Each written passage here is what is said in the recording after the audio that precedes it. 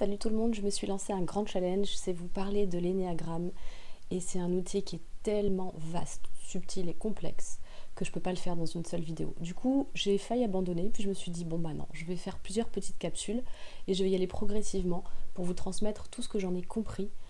Tout, je sais pas, mais en tout cas une bonne partie de ce que j'en ai compris, de ce qui me semble intéressant. Et pour pas vous gaver d'infos, je vais y aller tout doucement à travers plusieurs vidéos. Donc si vous tombez sur celle-ci et que c'est pas la première, moi je vous conseille directement de retourner dès le départ des vidéos et de les suivre une par une pour ne pas être complètement perdu. Voilà, amusez-vous bien. Si vous avez la moindre question, n'hésitez pas à la noter dans le commentaire, n'hésitez pas à partager, à mettre un j'aime, à vous abonner à ma chaîne si ce n'est pas déjà le cas. Et voilà, j'espère que ça va vous fasciner autant que moi parce que c'est vraiment un outil à la fois hyper fascinant et très très aidant, véritablement aidant. Voilà, à bientôt, salut. Je suis ravie de vous retrouver pour cette troisième vidéo. Et dans celle-ci, je vais vous parler des tests Enneagram. Parce que quand on va sur les sites, on nous propose souvent des tests pour trouver notre profil. Voilà. Donc c'est super attrayant, super attirant, parce que déjà, ça nous mâche un peu le travail. Hein. Et puis c'est rapide. Et puis même, quand on est très impatient de connaître son profil pour pouvoir s'aider soi-même à travailler sur soi pour régler des choses ou mieux connaître, voilà, mieux se connaître. Ouais, c'est super attrayant, mais c'est malgré tout une mauvaise idée. Et je vais vous expliquer pourquoi dans cette vidéo. Je vais tenter de le faire en tout cas. La problématique qui se pose par rapport aux tests qui sont proposés, c'est que on vous propose toute une série, toute une liste de questions par rapport à vos comportements habituels. Et on va vous demander de répondre, soit c'est plutôt récurrent, soit c'est pas trop récurrent, soit c'est toujours, soit c'est jamais, voilà. Et c'est à partir de ces réponses qu'on va définir dans quel profil vous êtes le plus susceptible d'être identifié. Mais le souci qui se pose principalement, c'est que pour découvrir notre profil, c'est plus les motivations des comportements qui va être aidant. Découvrir voilà, ce qui motive le fait que je réagis plutôt comme ça ou plutôt comme ça. Autre chose, des comportements, on va en retrouver à l'identique dans plusieurs profils. Par exemple, je vais prendre quelques exemples qui me viennent. Le 1 et le 3, tous les deux, ça leur tient à cœur de faire bien les choses, de faire consciencieusement les choses. Mais les motivations à avoir ce comportement, c'est pas tout à fait les mêmes. Ouais, ils font ça, c'est vrai, mais le 1, c'est plutôt parce qu'il a un besoin absolu de perfection. Lui, ce qu'il veut, c'est que ce soit fait correctement, parce qu'il a peur d'être incorrect. Il a peur de pas être parfait. Il a un besoin fondamental que ce soit parfait. C'est entre guillemets existentiellement vital pour lui.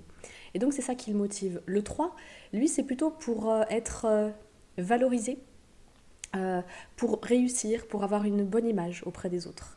Voilà, donc vous voyez, c'est subtil, mais c'est pas tout à fait motivé par la même chose.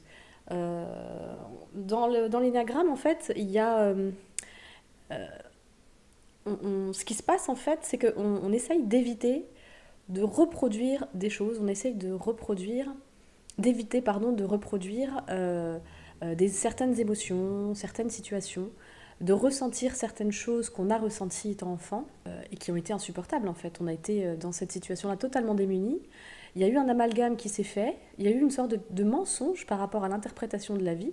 On s'est mis à interpréter quelque chose d'une certaine manière et à partir de là, on n'a plus voulu revivre certaines choses et donc on a accentué, on a orienté notre attention vers quelque chose de particulier en vue d'éviter de ressentir de nouveau certaines choses. Vous voyez, je ne sais pas si c'est compréhensible, mais c'est vraiment la motivation qu'il y a derrière le comportement. Et dans le test Enneagram, il n'y a pas ça, ça n'apparaît pas. Donc c'est déjà un petit peu biaisé. Si vous faites le test en vous disant c'est pas grave, j'ai bien compris que je peux pas me fier au résultat de ce test, mais par contre ça peut être sympa parce que je vais pouvoir mieux me connaître à travers ce test, c'est vrai, ça peut être intéressant de se dire tiens, il y a toute une série de questions, je vais apprendre à mieux me connaître en voyant mes réponses. Après vous allez quand même aller regarder le profil Enneagramme récurrent, ceux qui apparaissent, et ça peut vous influencer par la suite à peut-être vous reconnaître dans les profils qui sont apparus en premier. Et si ça se trouve, c'est pas le cas. Voilà, donc moi vraiment je vous déconseille de faire ça parce que ça peut paraître aidant, mais au final ça nous décale. C'est pas grave si on met du temps à trouver son profil. Ça n'a vraiment pas grande importance parce que, à mon sens, le plus important quand on s'intéresse à l'énéagramme, c'est cet esprit de curiosité, d'ouverture à soi, d'ouverture aux autres. C'est cet esprit de tolérance, c'est cet esprit de rencontre avec soi. C'est ça qui vraiment est primordial. Et puis, il y a beaucoup de subtilité. Je vous ai pris l'exemple du 1 et du 3, mais par exemple, je peux aussi prendre un autre exemple de comportements qui sont identiques et qui pourraient vous faire croire que vous êtes dans un profil alors que vous êtes plutôt dans l'autre. En plus, il y a les sous-types qui interviennent. Il y a plein de choses, les flèches, les ailes, les flèches, il y a plein de choses qui interviennent. J'ai fait ce matin même une interview avec Stéphane Roussel que je publierai dans pas très longtemps sur les flèches et les ailes. Voilà. Mais en tout cas, voilà, ça peut aller très très vite de faire des amalgames. Donc, il faut prendre le temps. C'est bien de prendre le temps, au contraire, très très bien. Alors, je vous parlais du 8 et du 6. Voilà. Le 6 et le 8, on peut retrouver dans les récurrences de comportements un comportement qui peut être agressif, qui peut en tout cas être perçu comme agressif. Chez le 6, c'est pas systématique. Ça peut être un des éléments du 6. Le 6 est très complexe, il peut avoir plein de comportements différents en soi, tout comme chaque profil, parce qu'on a les comportements de tous les profils, bien sûr, dans la vie de tous les jours. Mais sous stress, on va avoir des comportements récurrents en rapport avec notre profil. Et donc, le 6 peut être effectivement un peu agressif à certains moments, mais s'il est agressif, c'est motivé par le fait que c'est qu'inconsciemment, il se sera senti menacé. Il aura senti une menace, et comme il aura senti une menace, eh ben, l'agressivité va lui permettre de trouver une sorte de réassurance interne et de se fortifier, de répondre à la menace, d'éloigner la menace en reprenant le contrôle via ce comportement un peu réactif, agressif. Voilà. Vous voyez la motivation qu'il y a derrière. Et la motivation du 8, lui, à avoir ce comportement qui peut être ressenti comme agressif, c'est plus pour montrer sa puissance et sa force, en fait. Comme il n'aime pas la faiblesse, il veut éviter la faiblesse, et du coup, voilà, ça va être sa manière. Énergétiquement, il se ressent, le 8. Voilà, il y a une puissance qui se dégage, une force, et ça peut paraître comme étant de l'agressivité, qui n'en est pas forcément. En tout cas, c'est pas conscient de sa part. Ça peut l'être inconscient de sa part, mais ça peut aussi être inconscient de sa part, mais voilà, ça va lui servir à asseoir sa force et son côté chef. Vous voyez, donc on ne peut pas se baser sur seulement un comportement. C'est vraiment toute une énergie qu'il y a derrière. Voilà, et c'est pour ça que je vous conseille tout simplement d'éviter les tests et d'aller à la rencontre de l'outil, d'écouter des vidéos. Si vous avez besoin de conseils pour écouter des vidéos en particulier qui décrivent vraiment bien, j'ai plein de vidéos de gens différents donc qui vont aborder l'énéagramme sous des angles différents, c'est très enrichissant. Je peux vous guider vers des vidéos que je juge bien. Après, vous pouvez aussi y aller à l'instinct et aller regarder par vous-même, il n'y a pas de souci.